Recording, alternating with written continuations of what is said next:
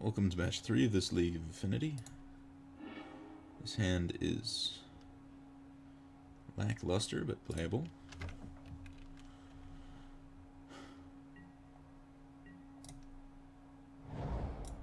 Running out the Spire this turn so that I can Galvanic Blast something if there's like a Goblin Guide or something like that. Mishra's Bauble, some kind of Death Shadow deck. Or Lantern. Probably not Lantern though. I'm guessing it's like Jund Shadow. How's this hand against Jund Shadow? It's okay. I'd be worried about a Terminate on the Master. Thoughtseize. If he Thoughtseizes the Cranial Plating and then has another Thoughtseize for the Master, it's pretty awkward. Galvanic Blast will help against an early Shadow though. So he's probably taking Cranial Plating here.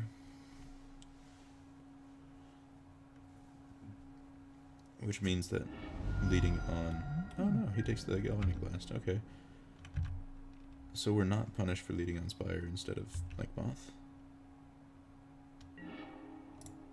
So play Blink Moth, get down a Cranial Plating, and play an Ornithopter.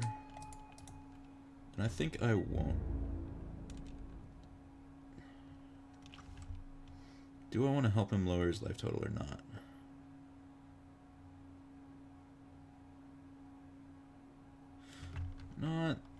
Not this turn. I don't think so.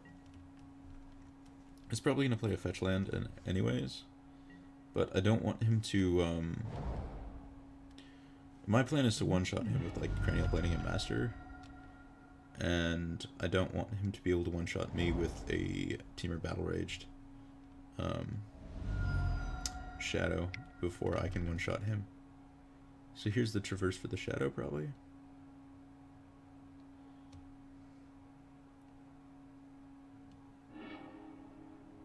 Traverse for Swamp. Oh, and he already has a Shadow. Okay. Citadel. Play the Blink Moth, just in case I draw an Opal.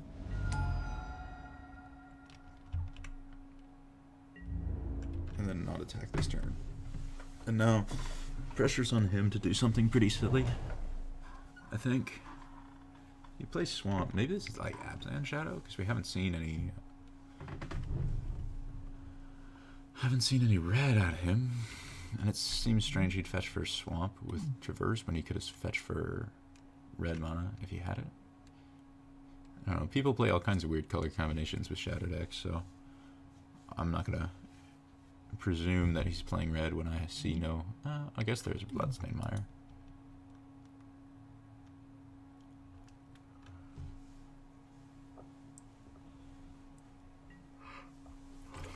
Tarmogoyf, sure.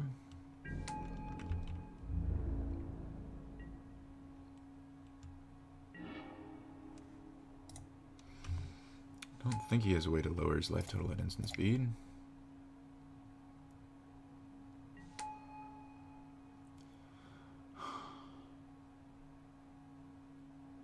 So I can plate up the Master.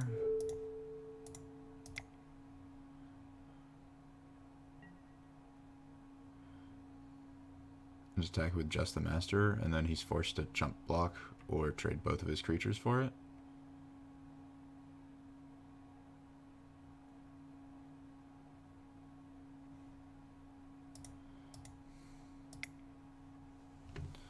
If that's the case, I can probably afford to start getting in with a Blink Moth.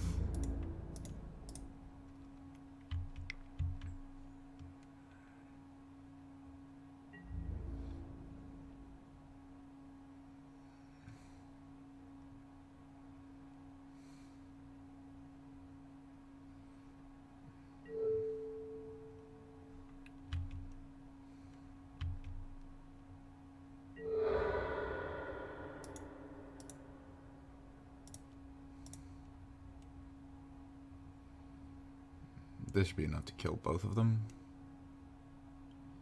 Because he's taking 3s to the Shadow. Yeah. No. No. Maxing through everything. And then I'll equip this to the Ornithopter.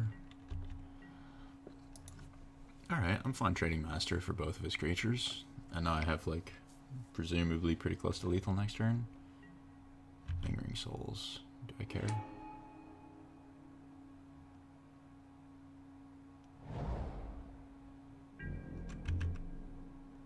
I mean, it's annoying.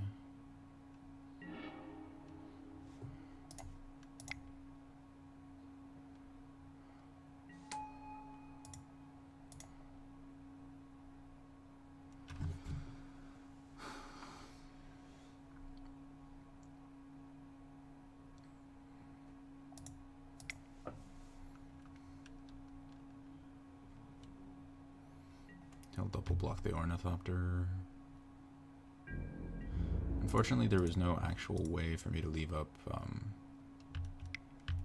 So you can jump with the Ornithopter, or you can trade with the Memnite and jump the Ornithopter. You can, yeah.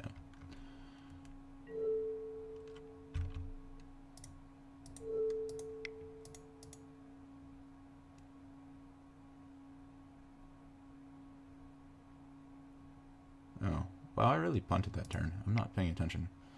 I could have attacked with 3 creatures, and that would have been enough that he couldn't double block anything.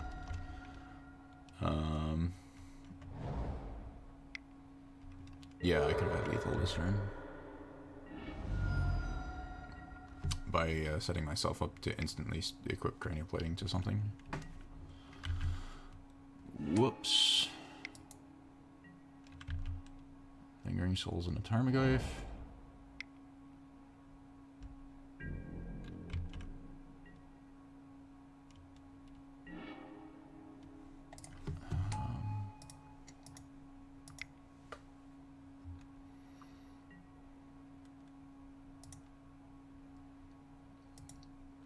Alright, doing it properly this turn.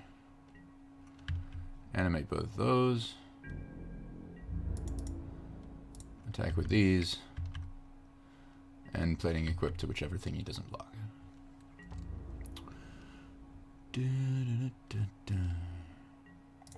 Alright. Unless this guy is playing Gut Shot. Alright. What do I want? I want Etch Champions. I would like some... I like some Blood Moons. Down a couple Memnites. 1 Ether Grid. Down... don't want to go down an Overseer. Down the Galvanic Blast, I think. And up a Thoughtseize. Try it like that.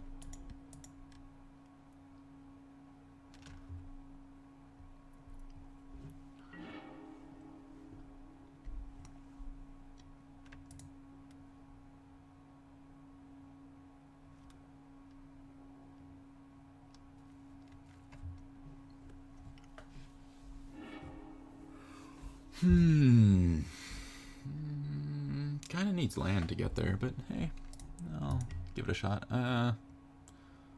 This hand is pretty weak to Thoughtseize on the Mox Opal if I don't draw lands after that.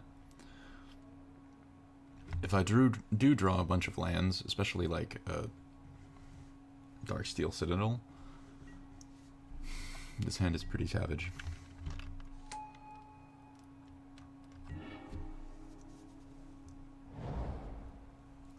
You got a lot of really powerful threats here. This is definitely a hand I would consider mulliganing a lot more if I was on the play than the draw. The draw you can typically get away with hands that are like an artifact or a land short of having the Mox Opal turned on or something.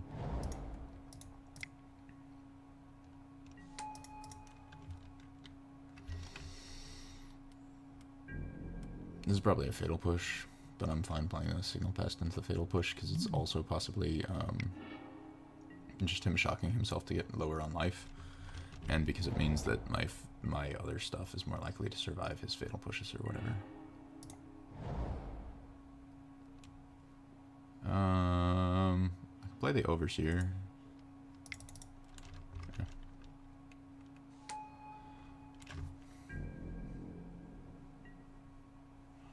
It's probably going to kill this too, but if it lives and we can Springleaf Drum Blood Moon, then we're in good shape.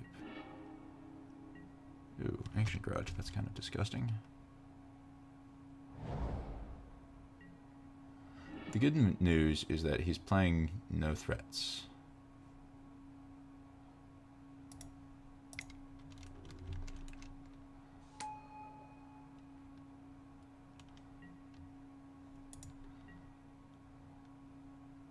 Be so nice if he dredges the Opal. Don't fetch Swamp. Yeah. Alright.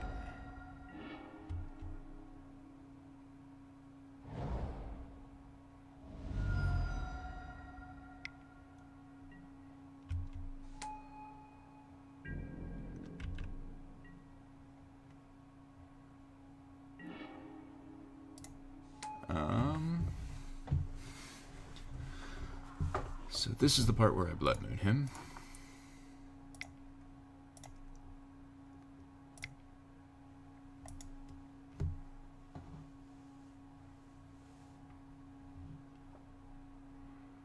And now he's locked on only red. Now, he could float green and then grudge the Citadel. That's a thing he can do. Or grudge the drum. And that is fine. I'm not capable of Lotus Pedaling the Opal, so I pass. Now this is a 5/5. He's basically on nothing.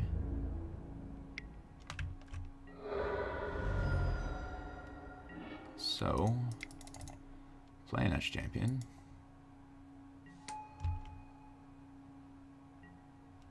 Don't really want to pedal the Opal for the cranial plating yet.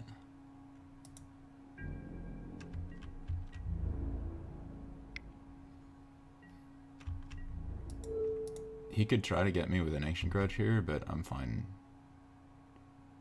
with that. Yeah.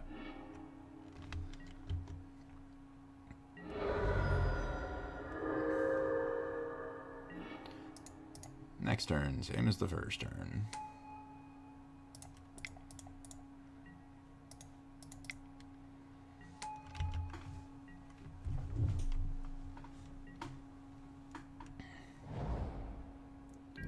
Ooh, another shadow. Or another swamp. That's sort of awkward, actually.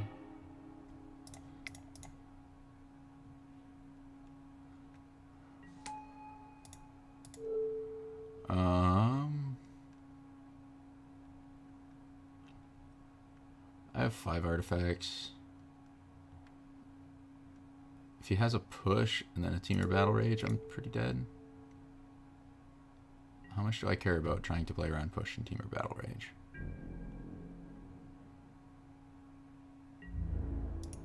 Not really.